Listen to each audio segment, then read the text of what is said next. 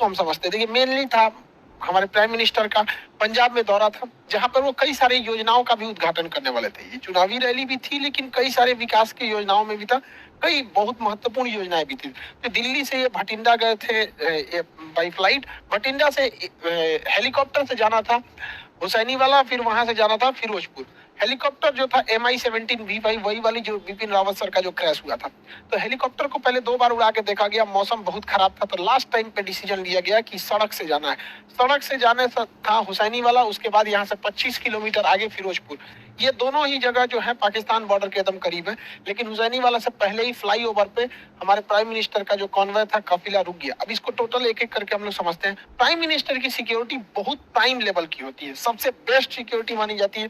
इनके काफिले में जितनी गाड़ियां होती है बुलेट प्रूफ होती है। अभी सुने होंगे 7 करोड़ की एक गाड़ी है, ये बुलेट प्रूफ गाड़ी, काफी जबरदस्त गाड़ियां होती है इनमें।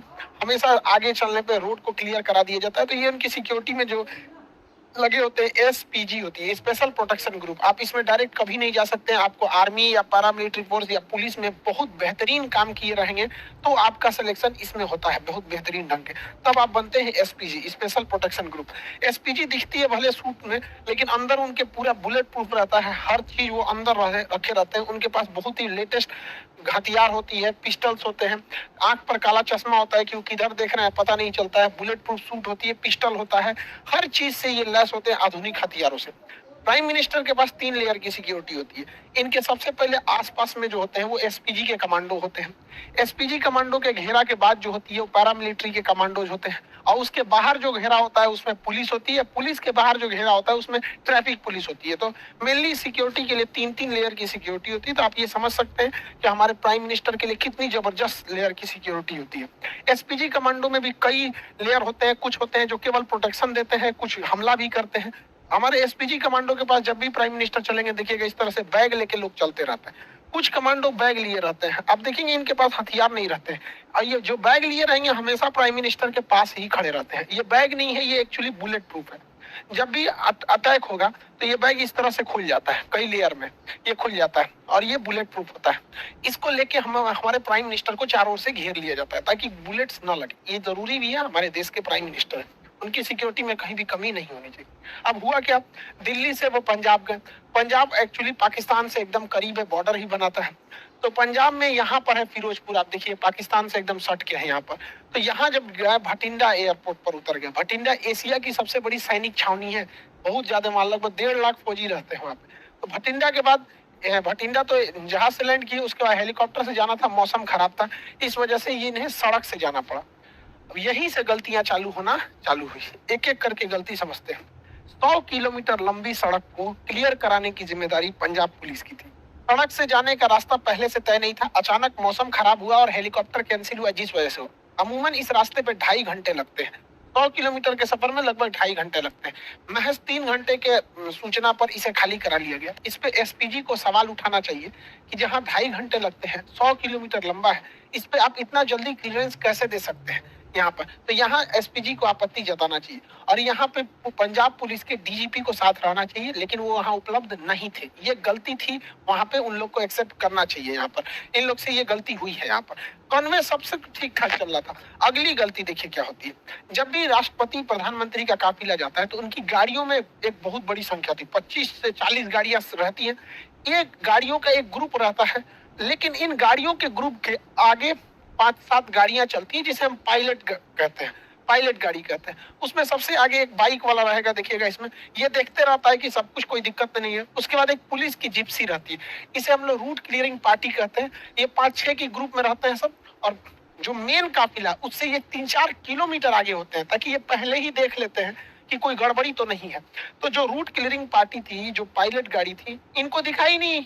इन लोग की लापरवाही देखिए, इन लोग को नहीं दिखा कि सामने ट्रैक्टर लगाया गया है, रास्ता जाम है। कैसे ये लोग यही रास्ता बताते रहते हैं, वायरलेस पे पीछे कांटेक्ट में रहते हैं। जो मेन काफिला होता है हमारे प्राइम मिनिस्टर का, वो पीछे रहता है 3-4 किलोमीटर, और ये वायरलेस पे रहते हैं कि ऑल क्लियर।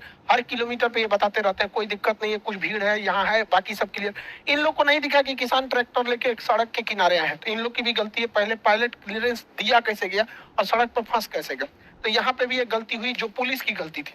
अब तक जो गलती बताई ये सारी पुलिस की थी। अब SPG से कहाँ कहाँ मिस्टेक हुआ उसको हम समझते हैं। स्पेशल प्रोटेक्शन ग्रुप बहुत बेहतरीन है। उनके अरुण कुमार सिन्हा, AK सिन्हा जी हैं, चीफ हैं, अभी IPS अधिकारी है।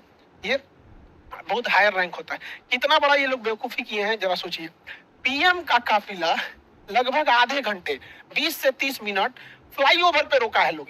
बुद्धि देखिए इन लोग का, मतलब पुल पे रोक दिए हैं प्राइम मिनिस्टर को। क्यों? तो भैया पुलवा आगे से जाम है।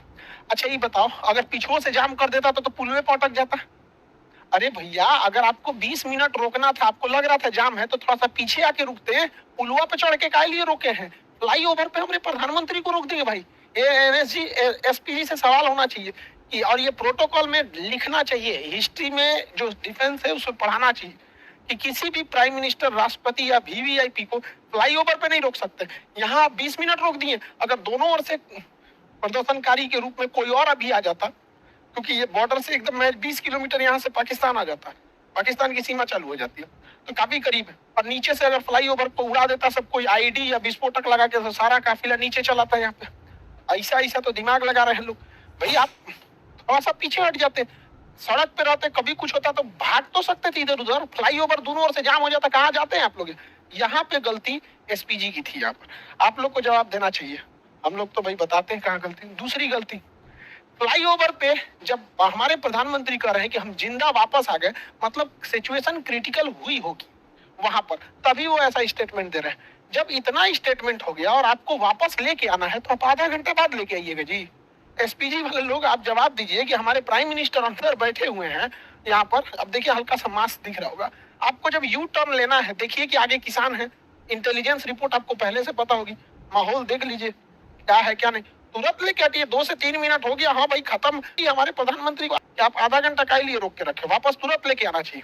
अगली गलती सुनिए ध्यान से, गृह मंत्रालय के अंडर में आता है खुफिया एजेंसी, इंटेलिजेंस ब्यूरो, और गृह मंत्रालय ब्यूरो और रॉ तो खैर बाहर में काम करती है, लेकिन यहाँ जिम्मेदारी टोटल इंटेलिजेंस ब्यूरो। ये इंटेलिजेंस ब्यूरो को ये पता होना चाहिए कि जब जहाज हवाई मार्ग से जब कैंसिल हुआ है, तो जो रास्ता जा रहा है वो ग्रामीण मालवा होके जा रहा है भटिंडा के लिए। भटिंडा से ग्रामीण मालवा होते हुए ये हुसैनी वाला और फिरोजपुर जा रहा है। और ग्रामीण मालवा का जो क्षेत्र है वो एकदम हॉट पॉइंट बना हुआ है प्रदर्शनकारी के लिए।